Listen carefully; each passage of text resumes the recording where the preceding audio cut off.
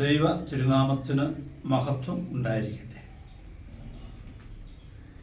ക്രിസ്തേശുവിൽ പ്രിയരെ, അനുഗ്രഹീതമായ മറ്റൊരു ദിവസം ദൈവം നമുക്ക് നൽകി. നാം ഭാഗ്യവാന്മാരാണ്. കാരണം ഈ പ്രഭാതം മുതൽ പ്രദോഷം വരെ ദൈവത്തെ മഹത്വപ്പെടുത്തുവാൻ നമുക്ക് സാധിക്കും. ഈ വീഡിയോ ഓരോ ദിവസവും ഞാൻ സംപ്രേഷണം അല്ലെ ടെലികാസ്റ്റ് ചെയ്യുന്നത് ഇത് കാണുന്നവർക്ക്, കേൾക്കുന്നവർക്ക് കൂടുതൽ ദൈവാനുഭവം,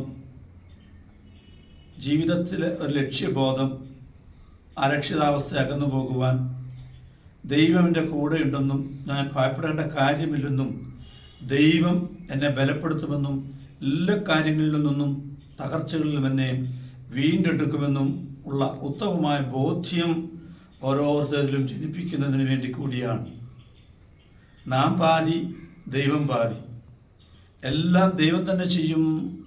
എൻ്റെ രോഗങ്ങളും എൻ്റെ വേദനകളും തകർച്ചകളും എല്ലാം ദൈവമൊന്നും മാറ്റുമെന്ന് ചിന്തിക്കുന്നതല്ല ശരി. മറിച്ച് നമ്മുടെ ഭാഗം കൂടി നാം ശരിയാക്കണം. നമ്മുടെ ഭാഗം നാം ദൈവത്തോടു കൂടി ആയിരിക്കുക. പരിശുദ്ധ നോമ്പിന് 4 അംശങ്ങളാണ് എൻ്റെ ഒരു കാഴ്ചപ്പാടിൽ ഉള്ളത്. 1 ഉപവാസം, 2 പ്രാർത്ഥന, 3 വർജന, 4 ദാനധർമ്മം. ഉപവാസം അടുത്ത് വസിക്കുക. ഉപനിഷത്ത് എന്ന് പറഞ്ഞാൽ അടുത്ത് ഇരിക്കുക എന്നാണ്.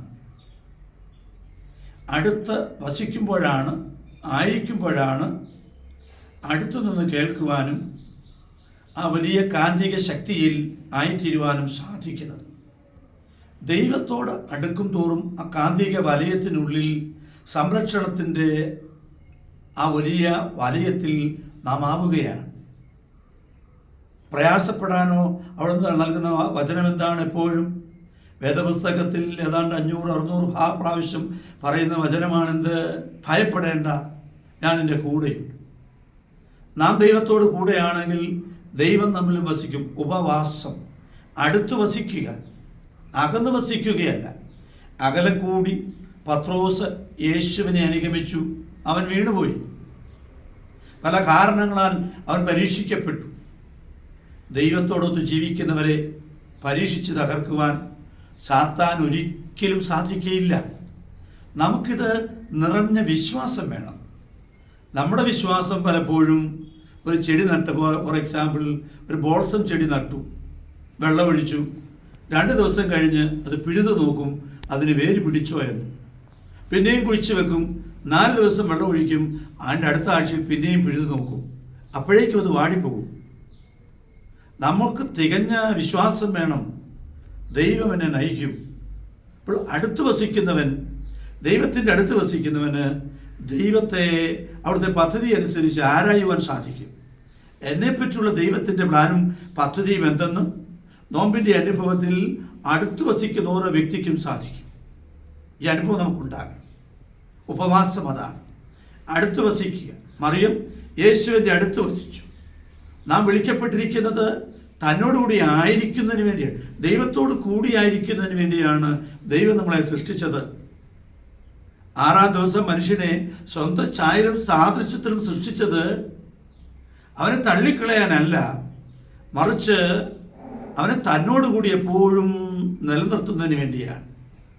ദൈവത്തോടു കൂടി ആയിരിക്കുക, അടുത്ത് വസിക്കുക. ഞാൻ എൻ്റെ ദൈവത്തോട് അടുത്താണോ എന്ന് ചിന്തിക്കണം. അകലങ്ങളിൽ നിന്ന് മാറണം, അടുപ്പത്തിലേക്ക് വരണം. ഈ അകലങ്ങൾ പലപ്പോഴും നമ്മെ അസ്വസ്ഥരാക്കും.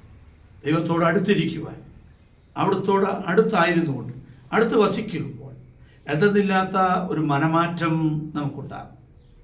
വലിയവനായ ദൈവത്തിന് മുൻപിൽ നാം ഇരിക്കുമ്പോൾ നാം അനുഗ്രഹീതരായിത്തീരുകയാണ്.